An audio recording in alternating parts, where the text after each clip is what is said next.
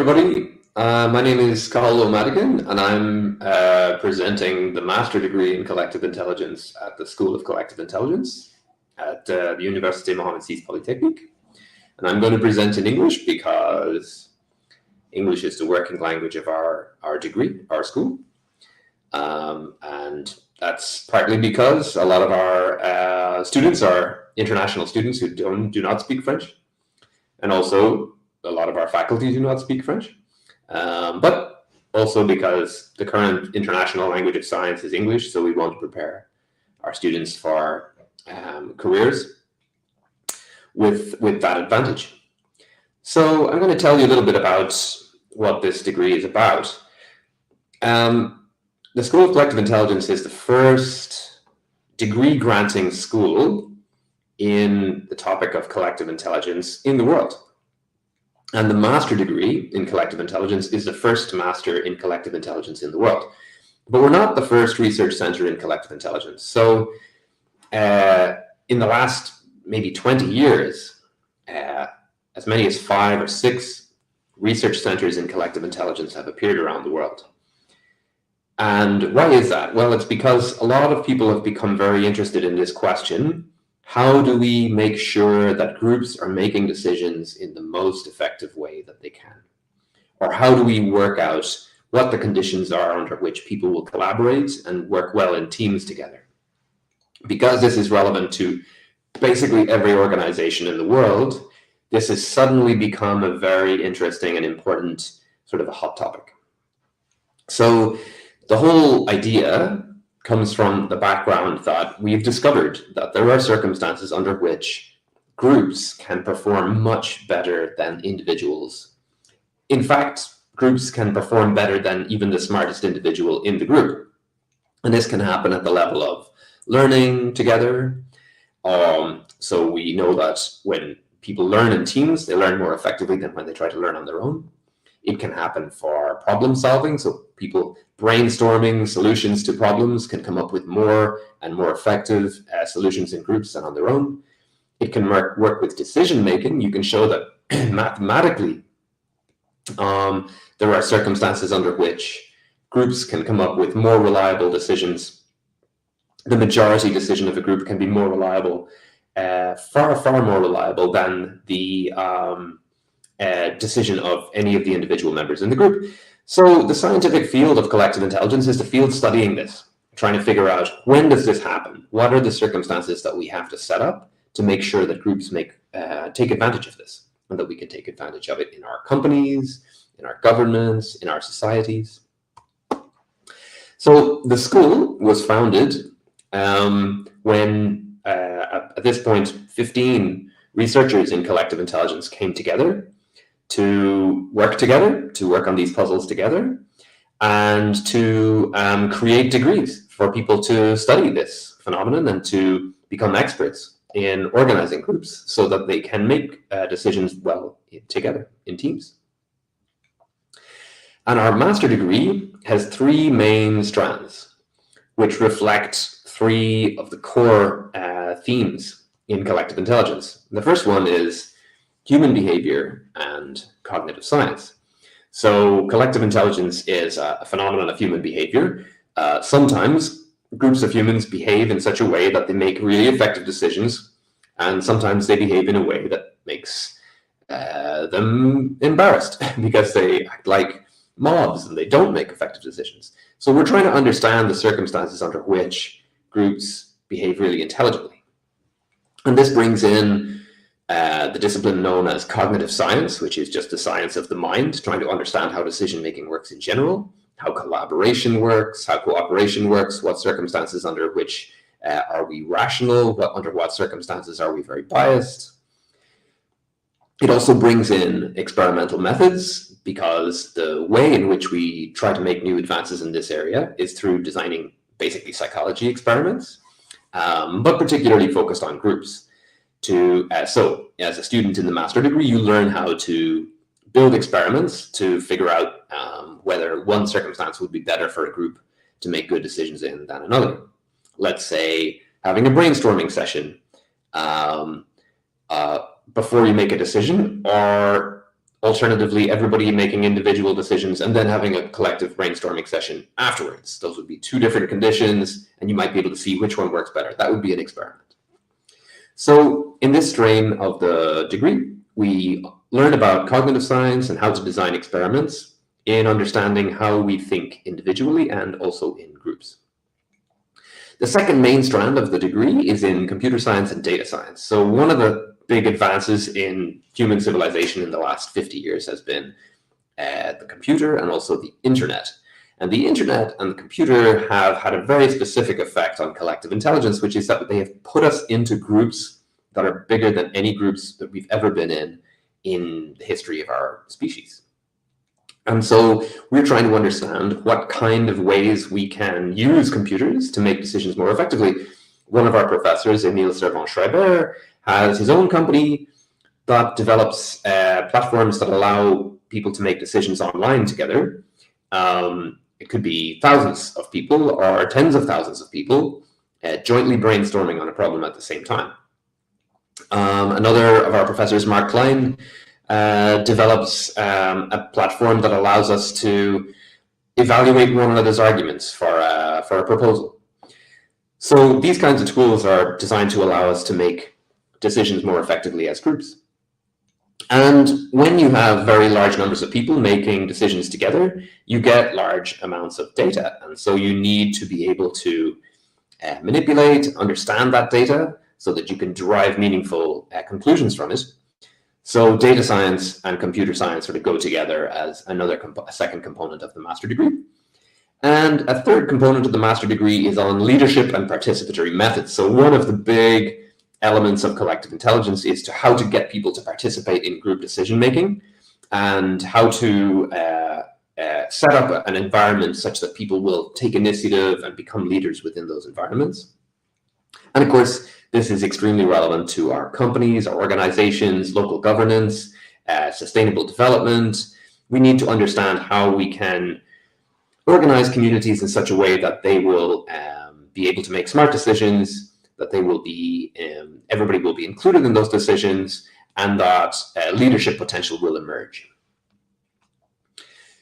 So you can see the semester plan here, which you can see all of those courses in. So for example, there is a programming, data science, and statistics course in the first semester, the second semester, and the third semester, and they follow on from each other. So whatever you learn the basics of programming in the first semester, more advanced programming in the second, and linear mixed models in the third. Same for cognitive science. You have an introduction to cognitive science in the first semester. In the second semester, the cognitive science course develops an experiment on groups, and in the third semester, we try to actually finalize that experiment and even publish it. And computer science methods is the same thing. You have a computer science methods class in the first, second, and third semesters where you learn about different tools that you can build and platforms that you can use to help groups make decisions effectively. And then alongside those, you have elective courses like in innovation, in history and philosophy of collective intelligence, leadership and organizational change, and political science and participatory governance. And then in the fourth semester, so 2 years, semester 1, 2, 3, 4, in the fourth semester, the last 6 months of the degree, you do an internship. And in the internship, this could be either a research project where you'll work with some of the researchers in the school. Could be on collecting data in the desert, on how farmers are making decisions. Or you could join a company that's maybe developing collective intelligence methods for making decisions internally in the company. And you work with that group and you develop a thesis and you defend that at the very end. And this gives you both real-world experience and or intensive experience doing research if you want to go on to do a PhD. It's worth comparing this program to some other programs around the world right now. So at the École Normale Supérieure in Paris, there is a master degree in cognitive science that has something in common with our degree. In fact, some of the professors in that degree were involved in designing our master degree. But that degree is primarily in research, so it focuses almost exclusively on cognitive science, and it taps into the growing recognition of the relevance of cognitive science to companies today and to governance today. But what it doesn't include is training in data science and computer programming, and it doesn't include training in leadership and social sciences or political science more broadly. So what we're trying to do is we're trying to take the best of a cognitive science degree and combine it with data science and leadership and participatory governance. Another degree to compare this to is the undergraduate degree called Philosophy, Politics, and Economics, which is a very famous undergraduate degree at Oxford. And the reason we're comparing it to this is because it's similar insofar as it synthesizes adjacent fields. So it has this holistic approach to education, and you might be a little wary of taking a degree that brings together multiple subjects like cognitive science, data science, political science.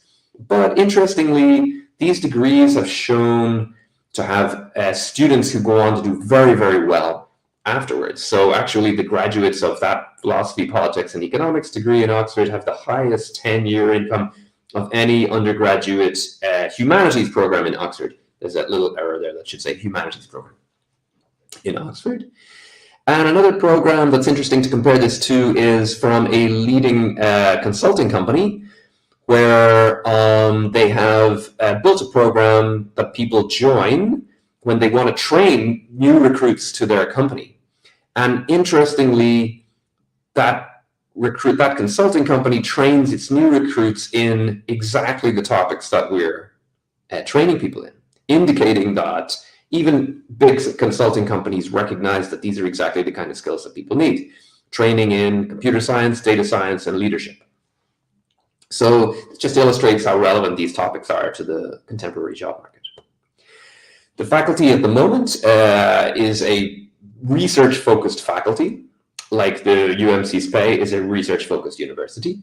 So right now there are more than 500 publications from the faculty combined, 15,000 citations, which really is a complicated way of saying that they're publishing really interesting, new, groundbreaking research in the best journals in the world.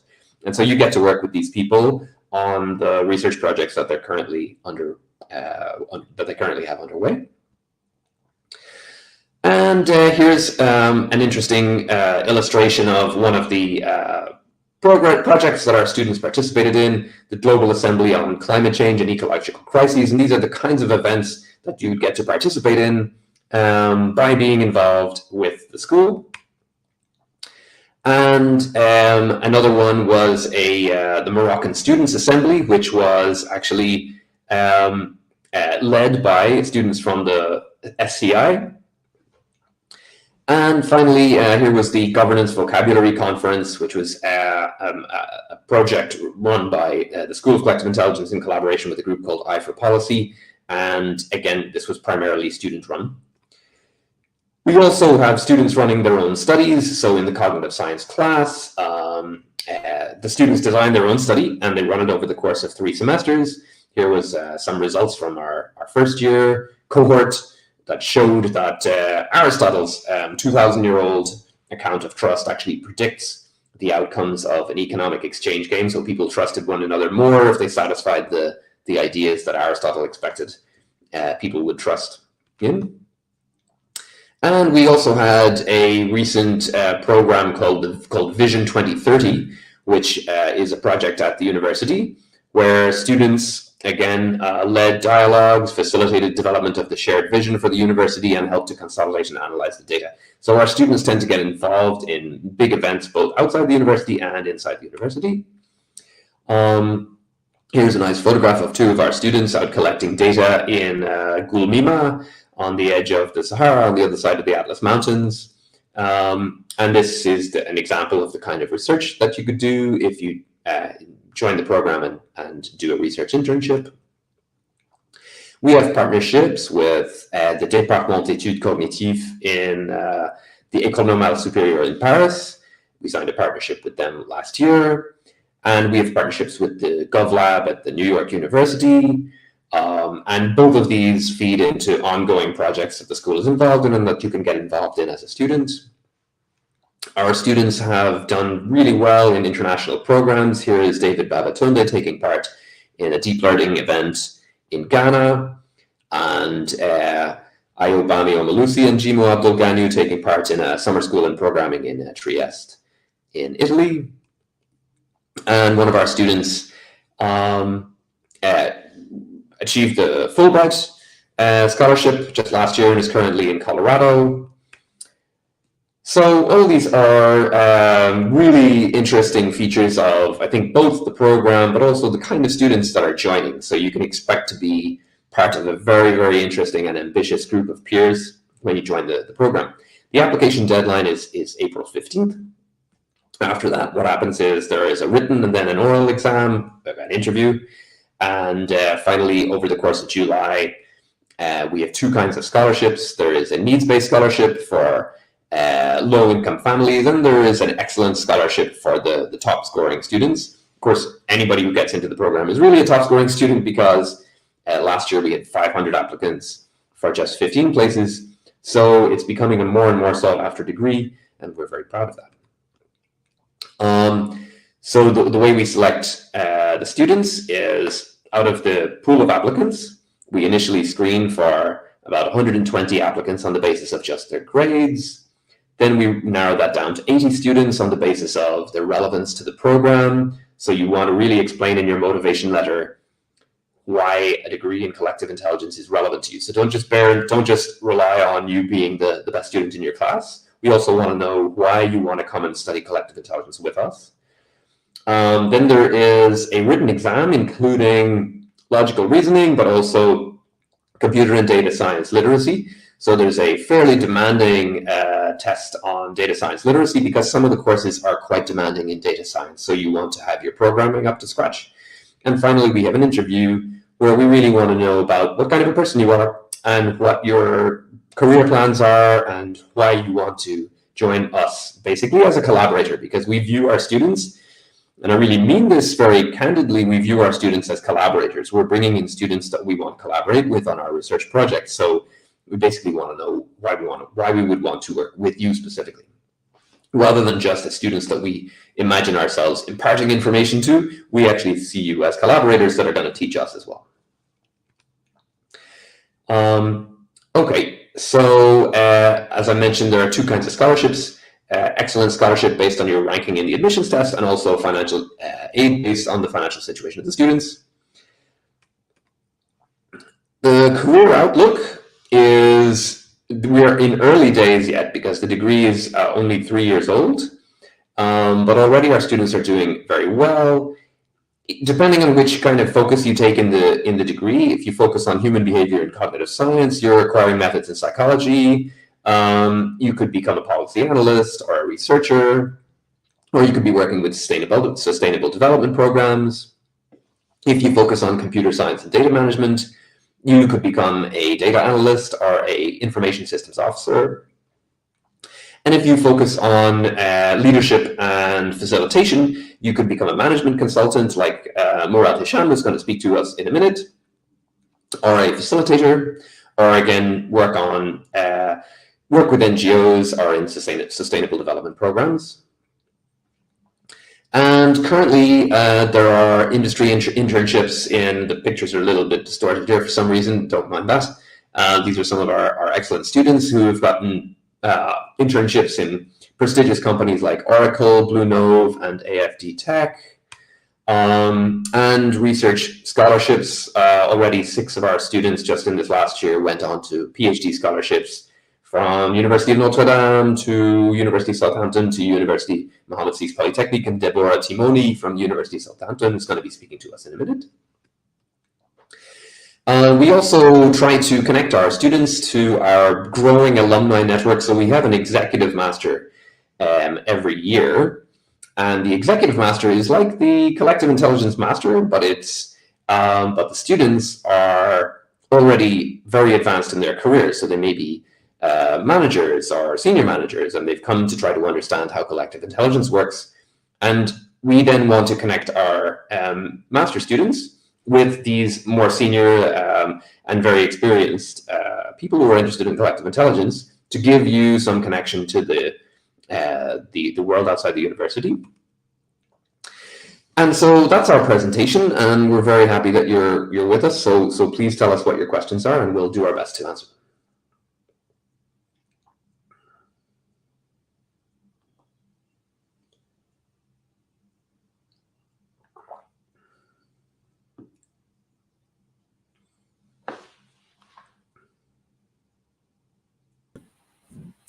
Thank you so much, Gahal, for the presentation.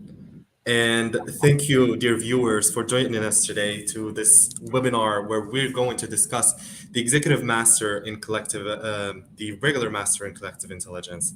And yeah, please do not hesitate to write comments and ask us questions if you have any, as long as we keep the conversation moving. And towards the end, we're going to compile questions and try to answer as many as we can. Now, Kahal described the masters thoroughly, and I'm going to speak about the student life in Rabat campus, as well as the internship experience within UM6P and SCI in particular. So, as you may already know, the School of Collective Intelligence is in Rabat campus and not Bengurir campus. So if you are wondering, UM6P has two campuses, two main campuses, one in Bengurir and the other in Rabat. And we are located in Rabat, which is the capital of Morocco, for those who are not from the country or who have little knowledge about Morocco. So it is the capital city. And the student life is quite vibrant here because it is also the cultural capital of Morocco, where you could experience a lot of events and cultural activities. And you could also visit the Medina and join associations, join art galleries, and a lot of other exciting activities. Within campus, you have all the necessary infrastructure and that you'll need throughout your journey, your educational journey within the school. So we have residencies for our students. So our full-time students get to live in campus in beautiful student rooms, and then they have access to the gym, which has a semi-Olympic pool. We also have the health center, which has doctors in there and nurses if you want to get health checkups. We also have a library, and we have a lot of sport trains, which is very exciting. And for the internships part, so within SCI, we have a master's that goes on the course of 2 years. The first year, you study with our esteemed professors. And then on the second year, you study just one semester. And the next semester is an internship. So an internship in Morocco counts as an entire semester, which is 25% of your full grade at the end. So these internships could be both academic or scientific, or you can do them in a more corporate environment. So within what I mean by scientific internships is that you will join research projects. So you'll be working with professors, with researchers on projects that make sense for the society and that have a real impact in the world. And if you have a taste more towards day-to-day challenges and operational work, then of course you can join companies for corporate internships. These are the main differences between a scientific internship and a corporate internship. And it really depends on the student's preference to choose whatever path they want, as long as it matches their career goal. The internships go along for 6 months.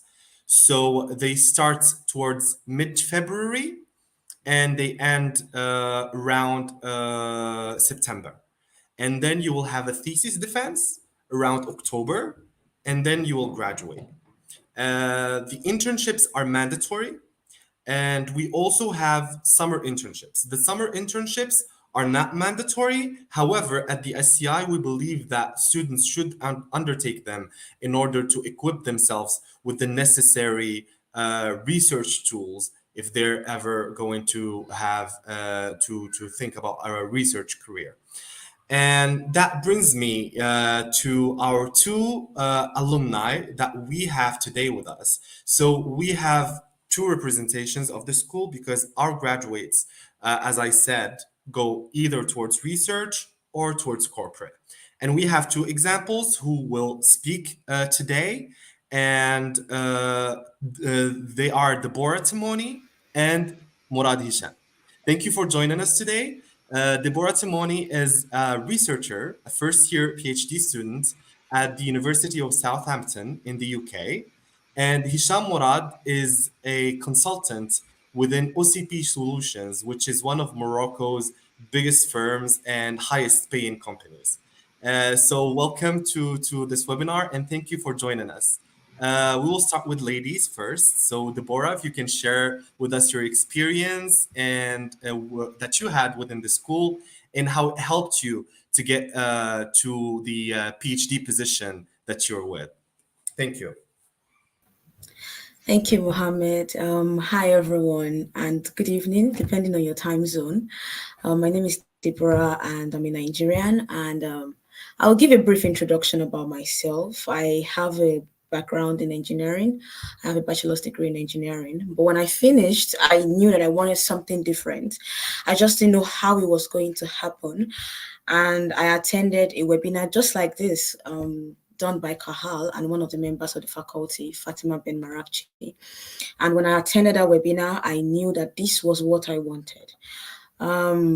So I applied, I went through the application process, wrote the exams, went through the interview, did the scholarship application, and I arrived Morocco 2021, November 8th, 2021. And so far, so good. It's been a journey. I would say one of the most notable things that has changed in my life has been development, growth, confidence. The curriculum designed by SCI is such that they help you to critically think and solve problems in the society, even help you launch your own business, help you to understand leadership better. And all of that curriculum, all of that activity really developed me. And so in my second year, when it was time to apply for a PhD, I still did not know how to go about it. And I had a wonderful supervisor in the person of Lex Paulson, who went through all of my application documents before submitting them. And another person from the faculty, Sarah Alami, who taught me how to put my best foot forward for my interviews, my PhD interview, and they were all excellent. Through their help too, I also got a fully funded scholarship for my PhD. So it's something that I usually talk about. The department is such that they're there to help you succeed, to support you, to help you. I would say that there are two pathways in SCI. You can choose the research pathway, which I am, or the corporate world, which Murad is in, and he would talk about in a moment. But I want to highlight four major things that you stand to gain if you decide to apply for the School of to the School of Collective Intelligence and Getting.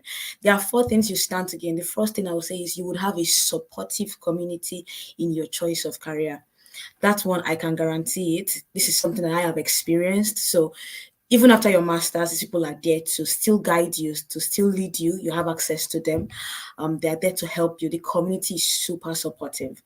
Secondly, I'll say you have mentors who can keep tabs with you on a regular basis. I had mentors in my life, like Paulson, Kahal, Sarah, Alami.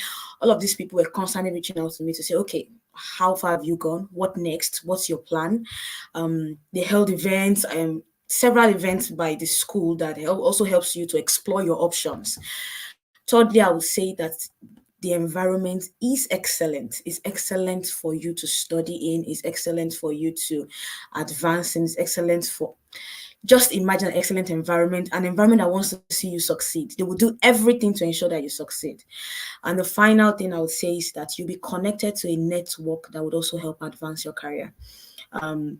These are the four things that I know that you will stand to gain if you decide to apply to the School of Collective Intelligence and you get them.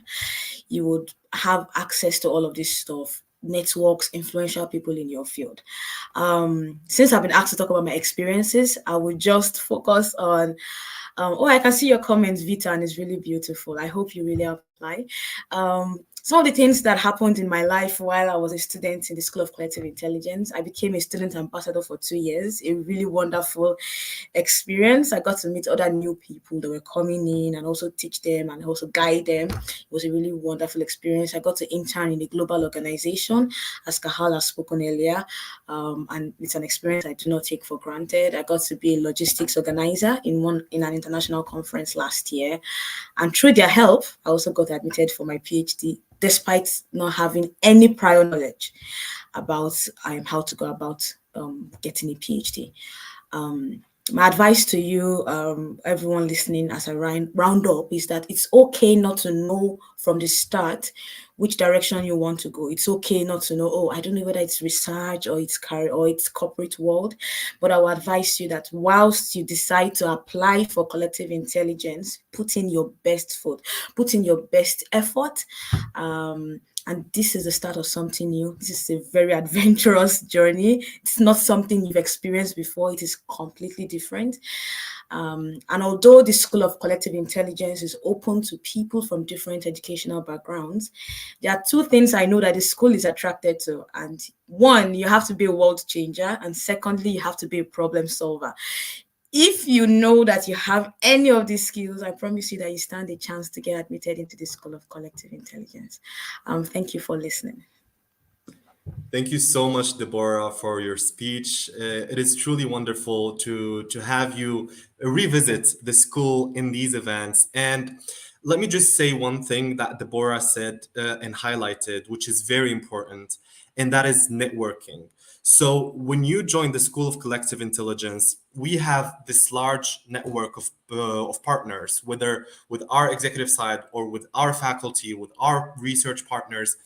You could use that network to your advantage and to boost your career. You can find scholarships. You could find PhD offers through the network that the school offers. So we encourage you to get involved within the school and with projects. And Deborah was amazing at handling the GVI conference. It was truly world class, and she had a great sense of responsibility, and she was a great organizer despite a lot of stress. And we managed to do it.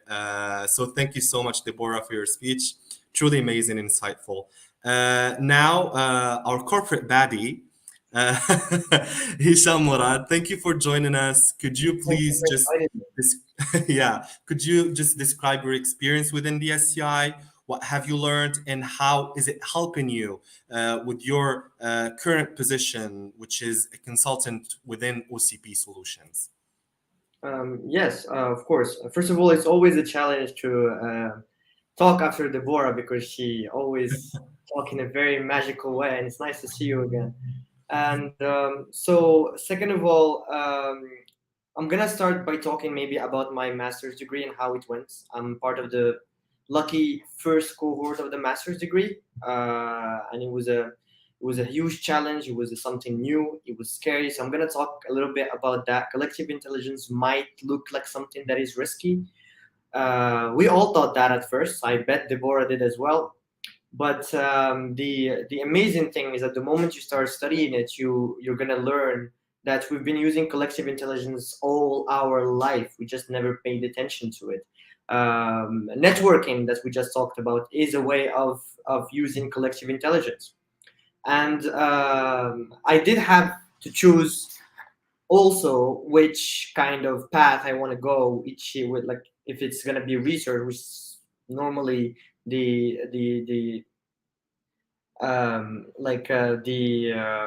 what's the word for it? The intelligent thing to do at the time, because collective intelligence is something that is new, is something that is very fertile in terms of research, and there are a lot of subjects you can work on, interesting subjects you can work on, or go to the corporate world and see if there is any kind of opportunity to actually pursue and use collective intelligence in a practical way. And I did my choice, and it kind of studied my risks. And then again, it helped me to be in the collective intelligence circle and to know people from collective intelligence. And Professor O'Madigan just talked about it in the executive masters. We had people who actually studied collective intelligence in senior positions in companies in Morocco, and that helped to actually find a job. So the risk that I thought I had of struggling to find a job didn't feel that way at all. It actually kind of implemented me in the corporate world so easily. And that experience started there, where I had to work in a corporate world that didn't really know much about collective intelligence, and I had to find ways to do it. And this is why Deborah said that you have to be a problem solver and also someone who would have that drive to change the world. Is basically, if you want to survive in corporate world, I mean, you can survive easily, but if you want to make actual change, you have to find ways to use collective intelligence to your advantage. And that was one of my first challenges when I just started working. Was to actually find opportunities and apply it. And when I did, it felt amazing. And when I did, people actually started seeing that we can use collective intelligence to do tasks that are usually so complicated and make it so simple in an effortless kind of way. And this is something that is very, very, very amazing. And like, don't get me wrong, or don't understand it wrong, because this helps research a lot. Because if you implement collective intelligence in corporations and you start using it, you start getting feedback and getting research opportunities, like subjects and everything. It's just like kind of a relationship that goes along and in parallel, and intersects, then goes along the way. um, and by doing this master's degrees, really you learn a lot about that. You learn a lot about working on your own, having different subjects from different fields, like from computer science to cognitive science, and every single subject matters. I'm sorry, I'm gonna be a bad student here, but when I was studying, I used to think about why do we study certain things or certain that. But this program has been done by the biggest brains that I've known in my life. And to doubt it at that time, now I think about it, it was stupid, because now that I'm starting to use it, I see that every single thing we study just fits itself like a puzzle in a big image, which is really important to assimilate by its whole. And this is the first thing I wanted to talk about. The second thing why I chose the masters, I'm gonna be totally honest, you have to see the campus. The campus is so beautiful and so full of opportunities, and the master's program is made in a way that you can study and do your best at studies, but still have enough time to have a university life where you can discover new people, meet people, like for example, like Mohammed said earlier, like go into associations, clubs, be active, be an active member of society. And this doesn't come for free. Like, you learn a lot of stuff from there. And I believe it's really important to invest your time as a student there too. So overall, my experience was amazing at the school. You're gonna study a lot. You're gonna have to really dig inside your brain. As Deborah said, most of the degrees from the bachelor degrees are easily transferred to collective intelligence. You can learn easily. There is no real shock between your bachelor degree and collective intelligence, even if it does seem like something new. I personally come from a system, distributed system information's bachelor degree. Deborah here is from an engineering bachelor degree. I know people who studied philosophy, other people who studied English, and you just have to be a problem solver, really keep an open mind. And yes, that's basically all you need to do. Be a hard worker, be good to you. Be good to your people around you, because the alumni circle is a very, very, very healthy circle of people, and you're going to meet wonderful people. So just as long as you're a good person, you are a problem solver, you're a hard worker, you're going to do fine, and you have more than a shot to apply. So I'm going to keep it brief. Again, challenging to talk after you, Deborah. And thank you. Thank you so much, Murad. That was very insightful and very, very informative to me too, as well, because I just recently joined campus and I couldn't agree with you more, Murad. When I first stepped foot in in those beautiful buildings, I was starstruck. It's such a beautiful campus with high tech, the newest technology, and the it's amazing. It's amazing. Words cannot describe the And campus. don't I feel bad. invite you. Future new students, don't feel bad if you ever get lost. I got lost so many times. Yeah. That's that's for sure. Yeah, so I highly encourage you to look up the campus online and see the premises and see everything just to get a glimpse of how beautiful it is, because we cannot put it into words. Thank you, Murad. Very insightful. I see that we have some questions, so let's just try to handle them. Will SCI admit PhD students for the next academic cycle? If yes, could you shed the light on that? So this is a question from Abdullahi Babatunde. Thank you, Abdullahi, for your question. So, to my knowledge, there is no constraint whether you can apply to our masters with a PhD or not. So, I guess the answer is yes. However, it depends on the committee, on the SCI selection committee, to see whether they would like a PhD student to join the masters. But if you were asking about the legalities or the from a procedural point of view, then of course you can apply to our masters with a PhD. How much it costs? So the masters costs around. So this is a question from Zakaria Oiku. The master. I'm sorry if I'm misspelling some names. I'm just gonna try my best to spell them the Latin way. So Oiku Zakaria, thank you for your question. The master costs around 110,000 dirhams, which is around the equivalent of 10,000 euros. And mainly our students get scholarships. So we have the vast majority of students actually have a full scholarship, a 100% scholarship that covers tuition fees, that covers accommodation and food.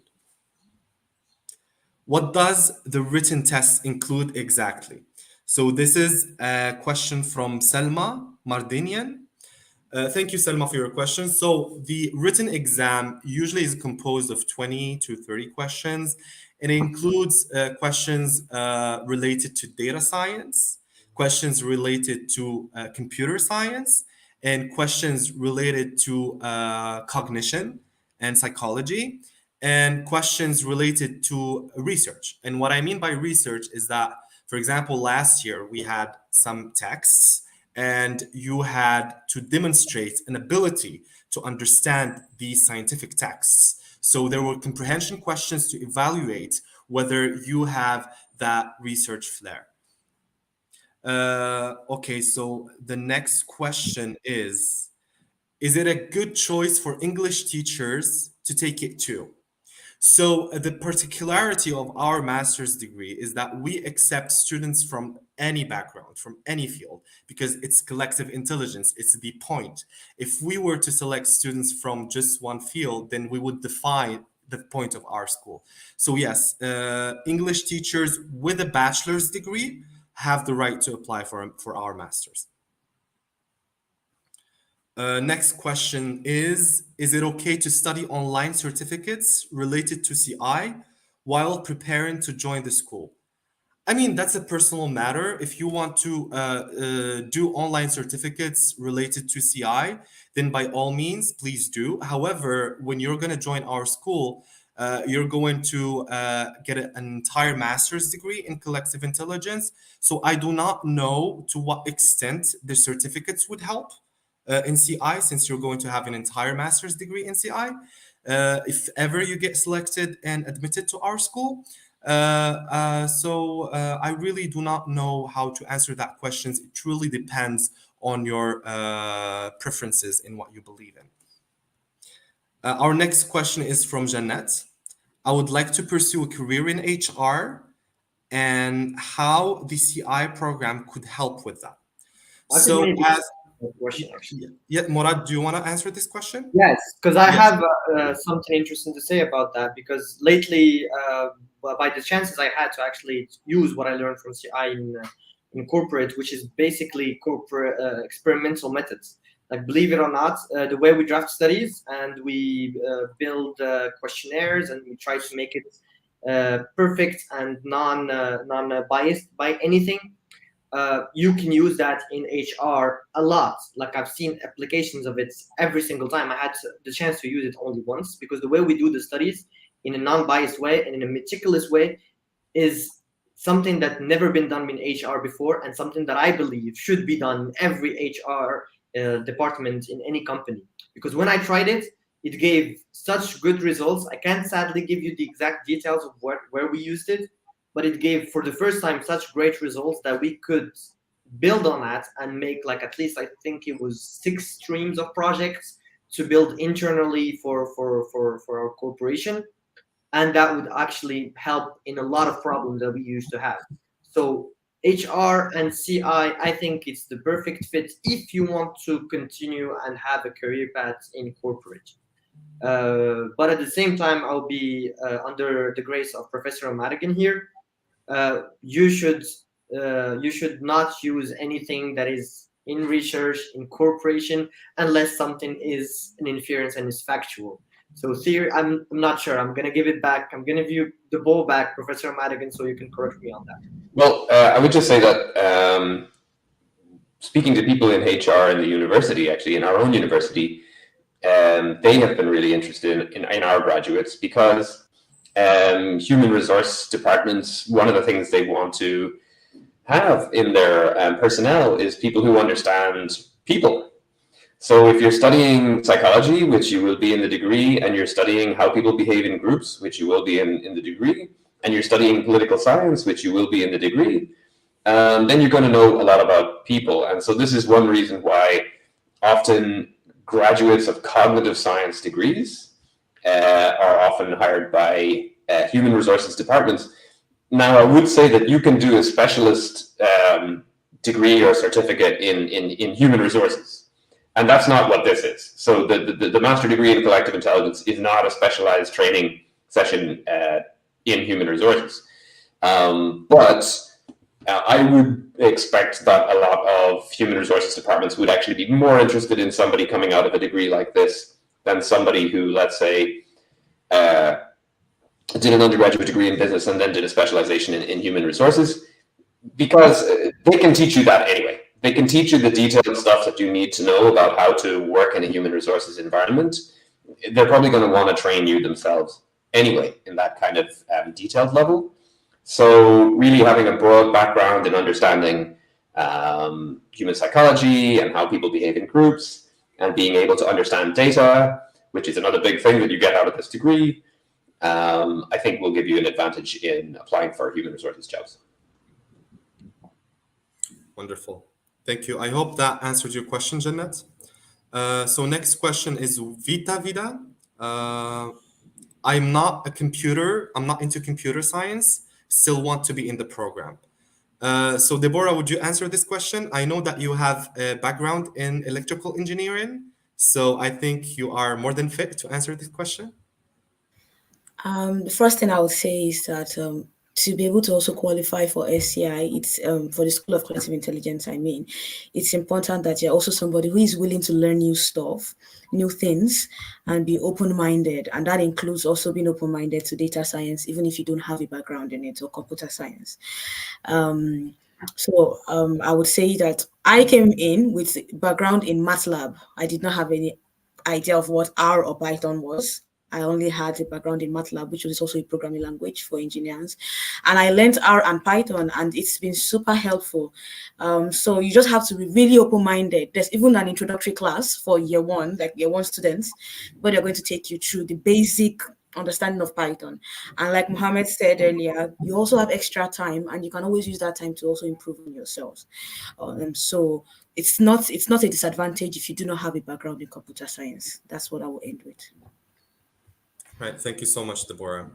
We're going to take a few more questions. And so next question is from Hussein Spikin. Can someone with a bachelor degree in agricultural economics apply for SCI? Kahal, would you like to answer that question? Yeah, sure. Hi, Hussein. So actually we have ongoing collaborations with the College of Agriculture in University of Mohammed VI Polytechnic. And the reason is that College of Agriculture is often interested in sustainable development programs, working with farming communities to develop sustainable programs for irrigation or local economics.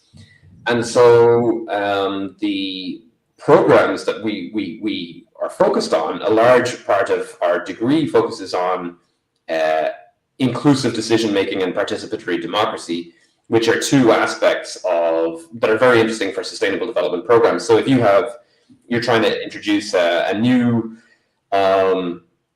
irrigation method to a community, well, one thing that you want to make sure is happening is that the community is involved in the decision to adopt this irrigation method. So some intervention programs, they sort of helicopter in solutions. So they bring a solution from the UN to a small community in Namibia, and they didn't actually ask that community if they wanted that particular kind of solution. And that's sort of the opposite of the approach that we take in the School of Collective Intelligence. So my point is that a lot of our projects are actually run in collaboration with agricultural groups, and we're very interested in people with background in something like agricultural economics. Yeah. Thank you so much, Kahal. I hope that answered your question, Mr. Hussein.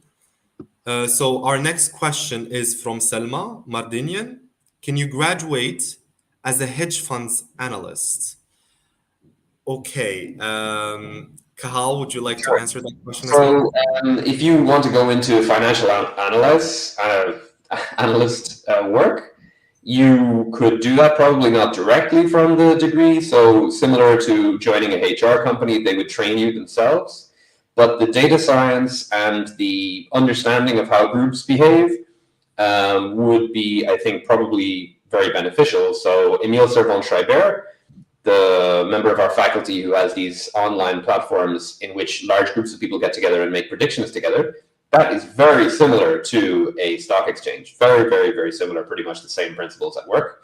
So I think graduating from this degree and going on to then join a company that's doing financial analysis or working in hedge funds could work very well.